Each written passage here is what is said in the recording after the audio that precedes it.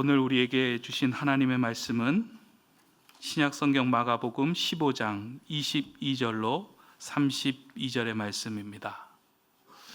우리 조금 길지만 오늘은 한 목소리로 함께 우리에게 주신 말씀을 읽겠습니다. 22절의 말씀부터 함께 읽습니다.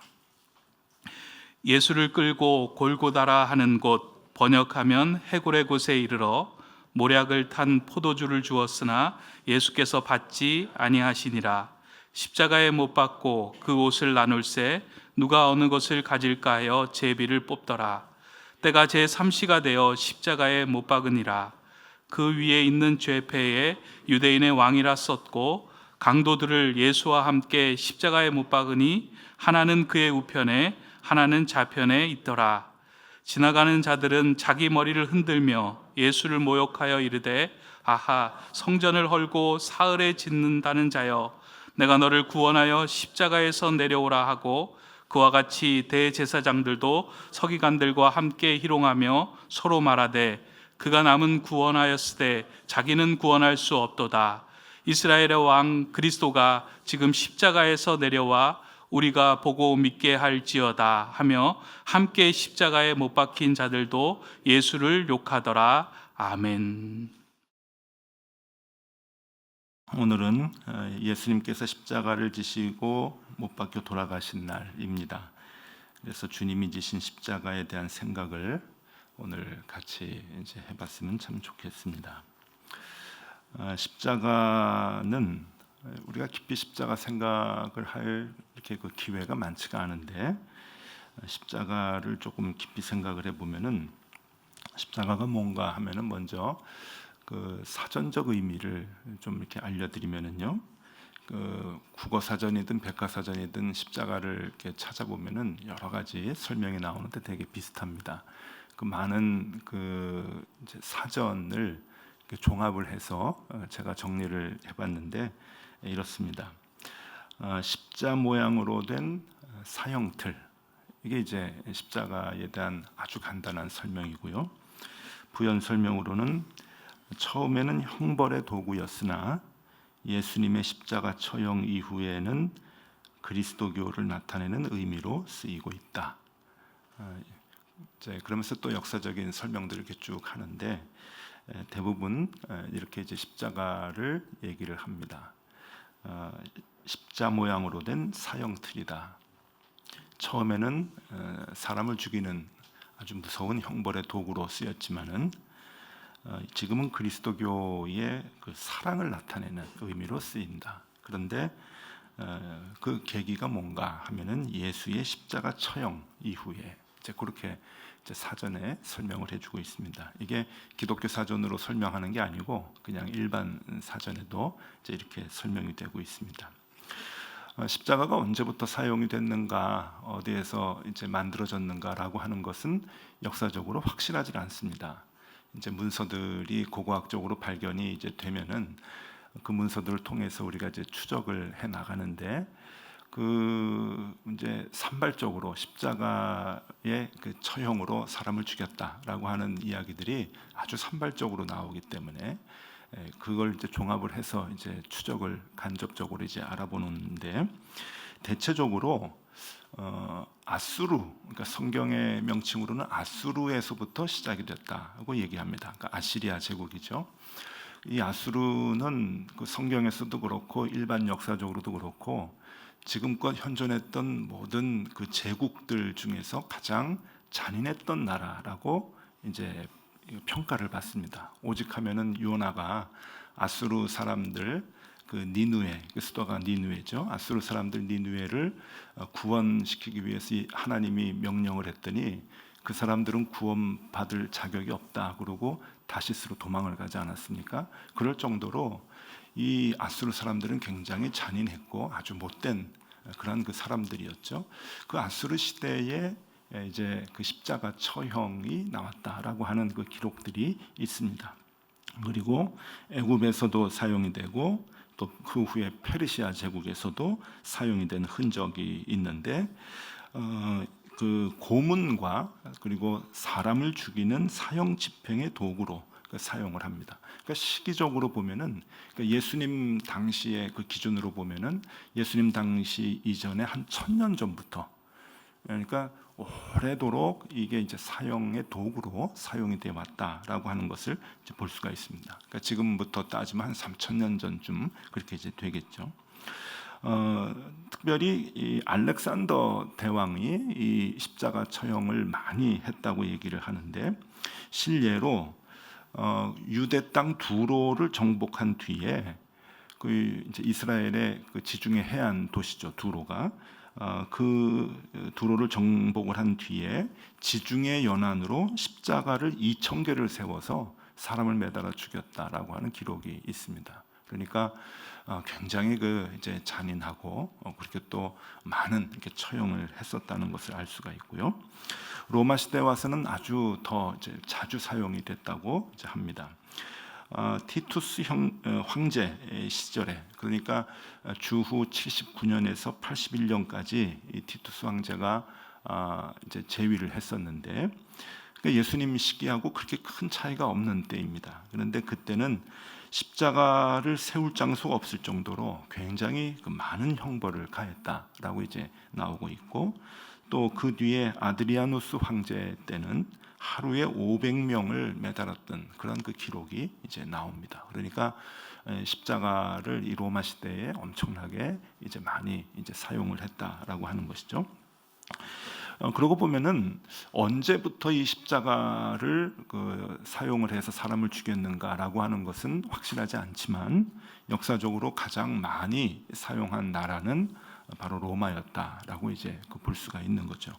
이 로마가 십자가형을 굉장히 자주 그리고 많이 사용을 했는데, 이 로마 십자가형의 기준이 있습니다. 두 가지가 있는데, 하나는 극악한 범죄자에게 십자가형을 내렸고, 또 하나는 황제의 권위에 도전하는 반역자에게 십자가형을 내렸습니다. 예수님은 이 두 번째 죄목에 이제 해당되는 건데, 아주 극도로 못된 범죄자이거나 황제의 그 권위를 도전하는 반역자, 반역을 저지른 자들에게 이 십자가형을 내린 것이죠. 특별히 십자가에 못 박아서 이제 매다는 그런 그 형을 내리는데, 그러니까 아무나 이 십자가를 이렇게 십자가에 매달아서 사람을 죽이지는 않았다라고 하는 겁니다. 이 두 가지 기준에 이제 맞으면 그런 죄인들을 이제 십자가에다가 이제 못 박아서 이제 매달았다는 이제 그런 기준이죠. 그러면은 이스라엘 유대 땅에는 언제부터 이 십자가가 사용이 되었는가? 원래 이 십자가는 유대인의 그 사람 죽이는 방식은 아닙니다. 성경에 보면은 구약에 십자가에 이렇게 매다는 모습들이 이렇게 나오질 않죠. 유대인들은 주로 4가지 방법을 썼다고 하는데, 새벽부터 자꾸 사람 죽이는 얘기해서 너무 죄송합니다만은, 유대인들이 주로 썼던 것은 첫 번째로 교수형, 그리고 두 번째는 참수형, 그다음에 세 번째는 불로 태우는 화형, 그리고 네 번째가 구약 성경에 자주 나오는 돌로 쳐 죽이는 형. 이 네 가지를 유대 땅에서는 이제 많이 이제 사용을 했기 때문에 십자가형은 유대인들의 사용 방식은 이제 아니었습니다. 그런데 예수님이 그 유대 땅에 태어나기 전 한 100년 전에 마카비 왕조라고 하는 그 왕이 유대인들을 이제 그 지배를 했습니다. 유대인인데 그 유대인 왕 이제 마카비 왕조의 얀네우스라고 하는 왕이 이제 유대 땅을 지배를 할 때 800명을 십자가형으로 처형했다라고 하는 기록이 있습니다. 이걸 보면은 이제 로마 제국이 이미 이제 시작이 되었는데, 로마 제국이 유럽 땅에서 그 십자가형을 굉장히 많이 사용을 하니까 그 소식이 이제 그 주변 국가들에게 이제 알려지는 거죠. 그리고 왕들에게 그 십자가형으로 사람을 죽이는 게 효과가 있구나라고 하는 게 이제 막 전해지고, 그래서 그 주변에 있는 이 유대 땅에 이 왕이 통치를 할 때 십자가형으로 사람을 죽이기 시작을 했다라고 하는 것을 알 수가 있는 거죠. 그러니까 이스라엘 땅에 십자가형이 들어온 것은 예수님이 태어나시기 한 100년 전부터 서서히 들어오게 되다가, 본격적으로 유대 땅에 십자가형으로 사람을 죽이게 된 것이 로마의 지배 로부터 시작을 해서 이제 시작이 되었다라고 이야기를 합니다. 로마의 그 유대 땅 지배를 언제로 보느냐라고 하면은 주후 26년으로 봅니다. 그러니까 예수님이 살아계셔서 활동할 그 당시죠. 예수님의 공생애가 시작이 될 그 무렵이거든요. 그러니까 그 우리가 사도신경에서 늘 이렇게 그 이제 이름을 부르는 빌라도, 그 빌라도가 유대 땅의 총독으로, 로마 나라의 유대 땅 총독으로 부임한 것이 주 26년입니다. 그러니까 그 26년이라고 하는 그 해가 이스라엘을 유대인들이 점령을 해서 통치를 하는 원년이라고 그렇게 이제 볼 수가 있는 거죠. 그래서 빌라도가 총독이 되면서부터 십자가 처형이 굉장히 많아졌는데, 이 원래 이 십자가 처형이라는 게 너무 잔인하기 때문에 이 잔인하기로, 그 당시에도 잔인하기로 유명했던 헤롯 왕, 이 헤롯 왕은 유대인의 왕이죠. 그러다가 이제 빌라도가 와가지고 통치를 하니까 유대인의 왕은 이제 꼭두각시가 되는 겁니다. 그냥 명목만 왕이라고 해놓고 그냥 세워주는 거죠, 로마인들이. 그러니까 이 헤롯이 그 전에는 통치를 했을 때 헤롯도 굉장히 잔인했었는데, 헤롯조차도 이 십자가 이 사형을 굉장히 두려워했을 정도로, 그러니까 이게 이제 자기하고 참 정서가 맞지 않는 거죠. 그렇게 로마 사람들이 이제 들어와 가지고 유대 땅에서 십자가 처형을 시작하게 되었다라고 하는 겁니다. 그래서 예수님 당시에 성경 말고 그 다른 그 문헌들을 보면은요, 예루살렘에 있는 그 골고다 언덕, 십자가 처형을 하기 위한 그 예루살렘 성 밖에 있는 그 언덕이거든요. 그 골고다 언덕에 거짓 매일 수백 개의 십자가가 세워졌다고 하고, 그 땅이 비좁아서, 그러니까 골고다 언덕에 사람을 100명, 200명 십자가를 세워가지고 처형하는 그 땅이 너무 비좁아가지고 고민을 했다. 어떻게 하면 땅을 넓힐까? 아니면 어떻게 하면 십자가 모양을 조금 줄여가지고 더 그 밀집도를 좀 높여서 사람들을 죽일까 하는 그런 고민을 했던 그 문헌들이 이제 있습니다. 그런 기록들이. 그만큼 이 유대 땅에, 이스라엘 땅에 이제 그 십자가가 로마 시대에 이제 들어와가지고 이제 사람들을 죽이기 시작을 했는데, 이 십자가의 처형이 헤롯 왕까지도, 그렇게 잔인했던 헤롯 왕까지도 어떻게 저렇게 그 사람을 죽일 수 있을까라고 생각할 정도의 그 십자가형이라고 하는 게 이제 그 의미가 무엇인가? 그렇게 잔인하게 사람을 죽이는 의미가 무엇인가? 그러니까 십자가에 그 뜻이 있는데, 그것은 보복입니다. 보복. 그러니까 이 보복의 아이콘이에요, 이 십자가가. 왜 그런가 하면은, 황제의 입장에서 황제의 권위에 도전하는 죄인들을 잡아가지고 이제 죽여야 되는데, 아까도 얘기했지만 뭐 교수형이나 참수형이나 이런 거는 사람을 거짓 고통 없이 조금 금방 죽이는 편이거든요. 그래서 고안을 해낸 것이 십자가에 매달아서 죽이는 겁니다. 십자가에 매달아서 죽이면은 그 고통이 굉장히 길게 가는 거죠. 우리가 일반적으로 봤을 때 예수님은 6시간의 매달림 속에서 이제 돌아가셨는데, 그것은 굉장히 짧은 시간이었다고 합니다. 길게는 3일까지 간다 그래요. 그러니까 그 사람에게 줄 수 있는 최고의 고통을 주어서 죽이는 그 아이콘, 그 형틀이 십자가라고 하는 거죠. 그러니까 역사적으로 만든 사형의 도구 가운데 가장 잔인하고 가장 오래도록 고통을 느낄 수 있도록 하는 것이 십자가형입니다. 그래서 그 십자가의 사형틀은 보복이라는 그 별명을 갖고 있다고 합니다. 보복을 하는 거예요. 그냥 잘못했으니까 죄값을 네가 받아라, 그것이 아니고 죄값에 대한 보복을 하는 거죠. 복수, 보복의 아이콘이 십자가라고 하는 겁니다. 그런데 그 십자가가 아까 사전에서 이제 얘기할 때 이제 말씀드렸듯이, 그 십자가가 어떻게 그리스도교의 상징으로 변화되었을까? 기독교의 상징이 뭡니까? 보복은 아니잖아요. 그렇죠? 기독교의 상징이 보복이 아니고, 기독교의 상징은 사랑이고 용서고 평화고 화해고, 그게 기독교의 그 아이콘인데, 사랑인데, 이 보복의 아이콘에서 이 십자가가 사랑의 아이콘으로 바뀌어버린 거예요. 우리 그 여성들이 십자가 목걸이를 많이 합니다. 뭐 남자들도 많이 하죠. 십자가 목걸이 하는데 그 십자가 목걸이를 어떤 의미로 하십니까? 사랑의 의미로 하죠. 보복의 의미로 하지 않죠. 아직도 우리가 그 십자가의 의미를 보복으로 생각을 한다면 내가 저 사람한테 조금 감정이 좀 있는데 내가 복수하리라 그러고서 십자가 목걸이 달고 보여주고 뭐 그러진 않잖아요. 이게 사랑의 아이콘이고 용서의 아이콘이지, 아직도 우리가 십자가를 이렇게 앞에다가 이렇게 세워놓고 그 십자가를 보면서 느끼는 것은 복수하리라라고 하는 게 아닙니다. 이게요. 근데 처음에는 이게 복수의 아이콘이었다는 거예요. 보복의 아이콘이었는데 그것이 이제는 다 바뀌어가지고 사랑과 용서의 아이콘으로 바뀌어버린 거예요. 용서의 상징으로 바뀐 거예요. 그런데 이게 어떻게 그 완전히 반대되는 개념으로 바뀌게 되었는가? 아까 사전적 그 해설에서도 얘기하듯이 계기가 있는데 그것이 예수 그리스도의 처형 이후에, 예수 그리스도의 처형 이후에 그 의미가 완전히 바뀌게 되었다라고 하는 겁니다. 예수님 이전에 이미 천년부터 시작되어 왔던 그 보복의 아이콘이, 그 복수의 아이콘이, 가장 잔인하게 사람을 죽이려고 하는 그 사형의 틀이 예수님이 십자가에 딱 못 박혀 죽으시고 난 뒤에는 사랑과 용서의 아이콘으로 바뀌어버렸다라고 하는 겁니다. 굉장히 놀랍지 않습니까? 도대체 예수님이 뭘 했길래 그럴까요? 뭘 했길래? 그 십자가에 정말 수많은 사람들이 다 죽었습니다.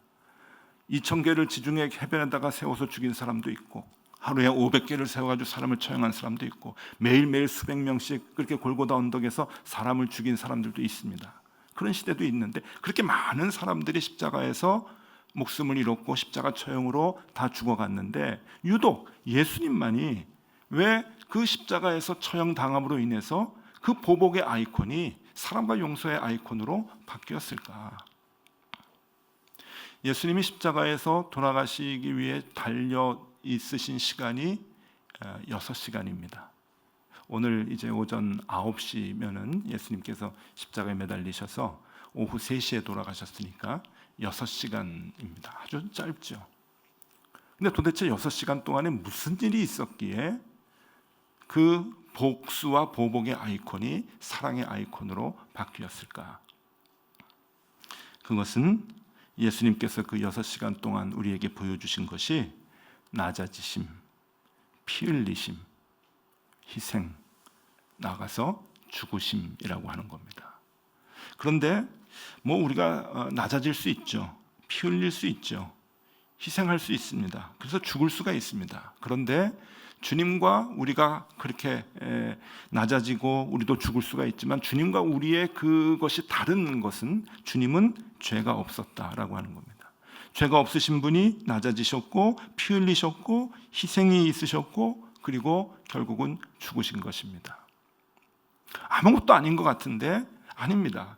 주님께서 그 모습을 6시간 동안 보여주신 이후로 천년간 계속 지속이 되어 왔던 그 복수의 아이콘 십자가는 사랑과 용서의 아이콘으로 바뀌었다라고 하는 겁니다.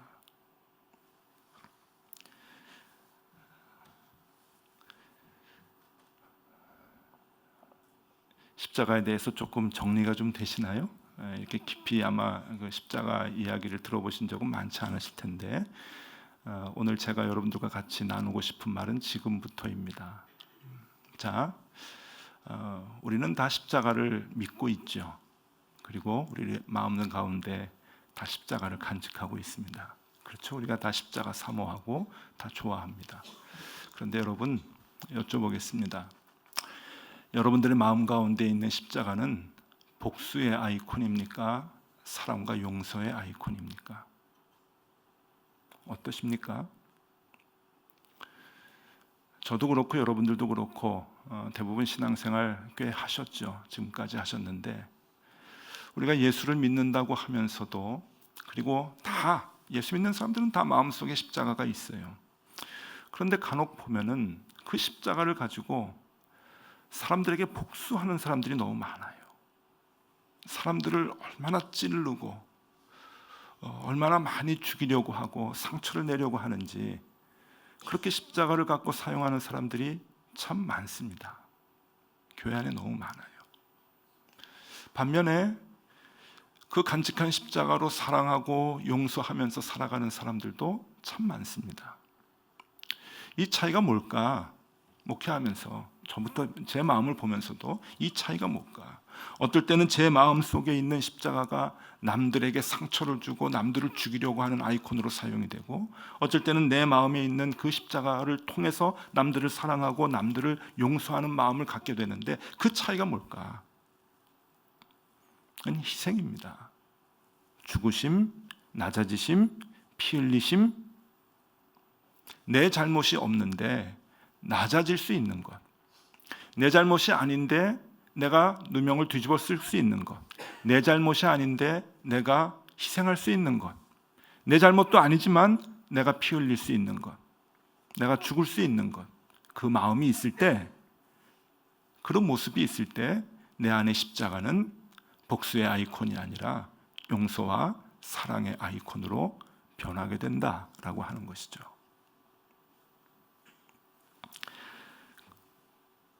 갈라디아서 2장 20절의 말씀 우리 같이 한번 읽었으면 좋겠습니다. 갈라디아서 2장 20절 말씀, 우리가 잘 아는 말씀인데 같이 읽겠습니다. 내가 그리스도와 함께 십자가에 못 박혔나니 그런즉 이제는 내가 사는 것이 아니요 오직 내 안에 그리스도께서 사시는 것이라. 이제 내가 육체 가운데 사는 것은 나를 사랑하사 나를 위하여 자기 자신을 버리신 하나님의 아들을 믿는 믿음 안에서 사는 것이라. 내가 그리스도와 함께 십자가에 못 박히지 않으면, 여러분, 내 안에 있는 십자가는 사랑과 용서가 나타나는 그러한 도구가 될 수 없습니다. 우리가 예수를 믿는다고 하지만, 우리가 예수를 따른다고 하지만, 그리스도의 제자라고 말은 하지만 많은 사람들에게 상처를 주고 많은 사람들에게 죽음을 주는 그러한 삶을 살아가는 것은 내가 아직도 그리스도와 함께 십자가에 못 박히지 않았기 때문이죠. 내가 그리스도와 함께 십자가에 못 박히는 그 순간, 그러니까 나는 죄가 없지만, 나는 잘못한 게 없지만, 그럼에도 불구하고 보복하려고 하고 그렇게 복수하려고 하는 그 마음을 감추고 그 마음을 내려놓고 내가 주님과 함께 희생하고 낮아지고 죽겠다고 하는 그 마음이 있을 때, 거기에서 비로소 사랑과 용서가 나타나게 되고 생명이 나타나게 된다라고 하는 것입니다.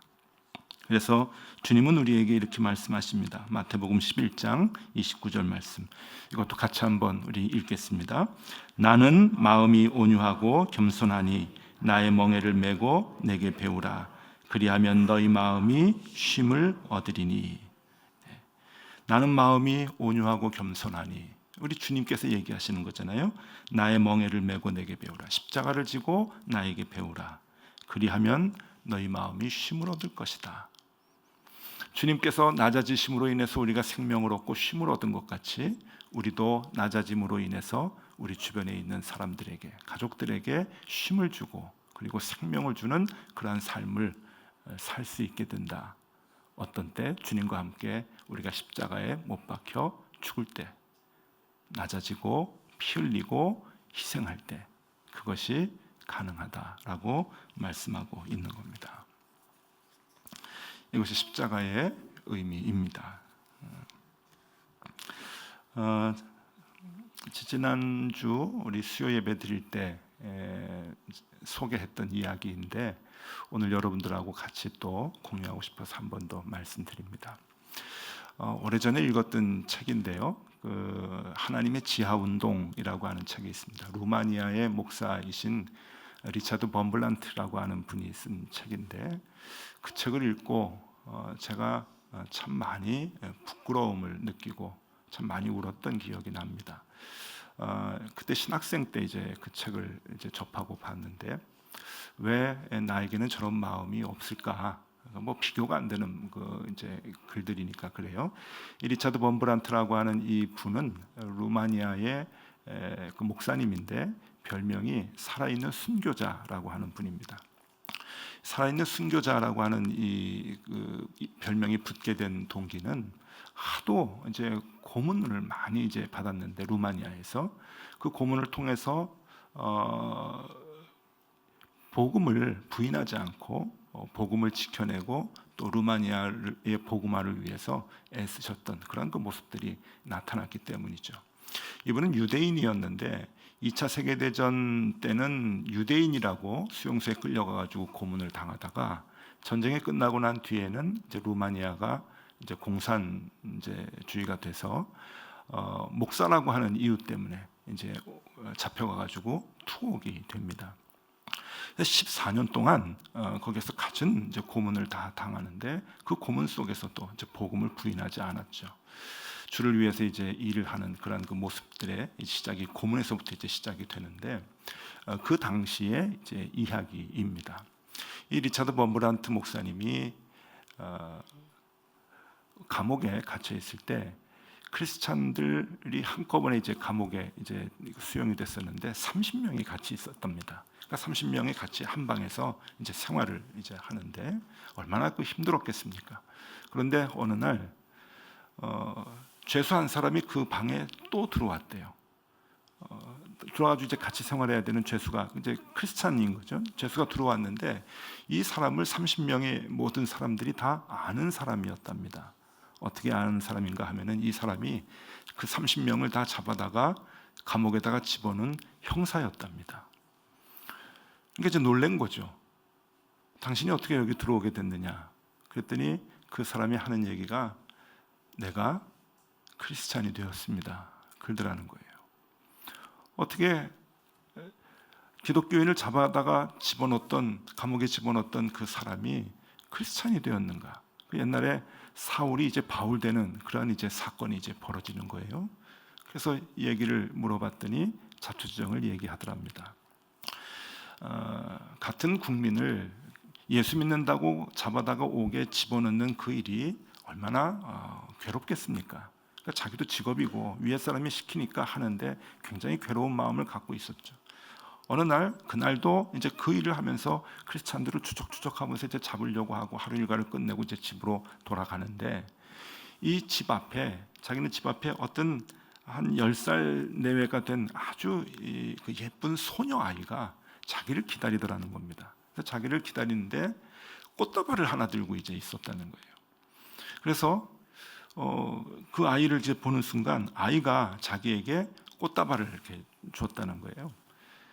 그래서 자기는 전혀 모르는 아이인데 이 형사가 너는 나를 누군지 아니? 그랬더니 안다 그래요. 나는 너를 모르는데 어떻게 나에게 이렇게 꽃다발을 주느냐?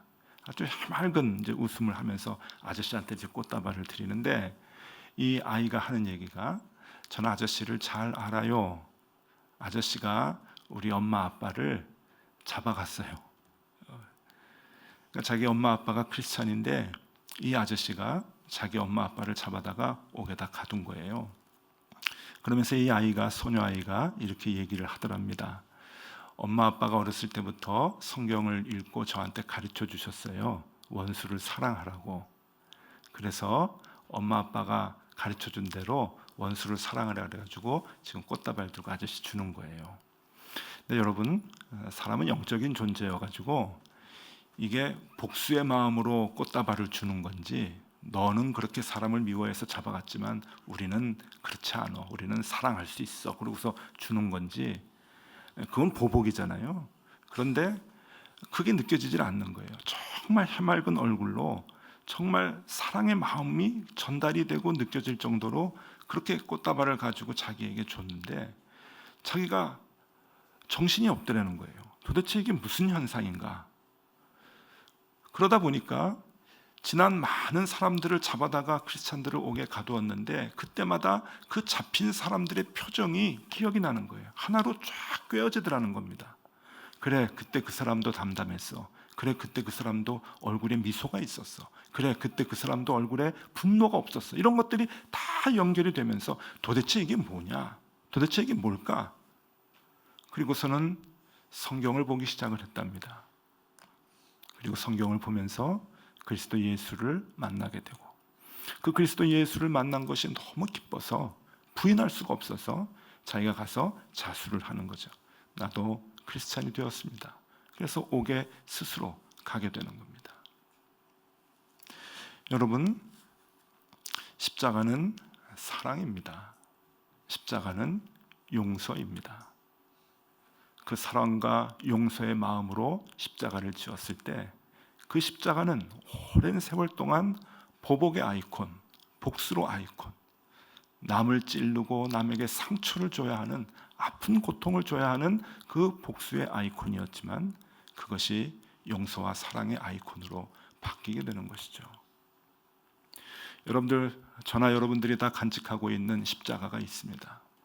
그 십자가가 우리의 가족들과 우리 주변에 있는 사람들, 우리 교우들에게 복수의 아이콘으로 사용하고 있지는 않는지 되돌아봤으면 좋겠고, 그것이 내 마음속에서 오래도록 영원토록 용서와 사랑의 아이콘으로 늘 사용이 되면 좋겠습니다.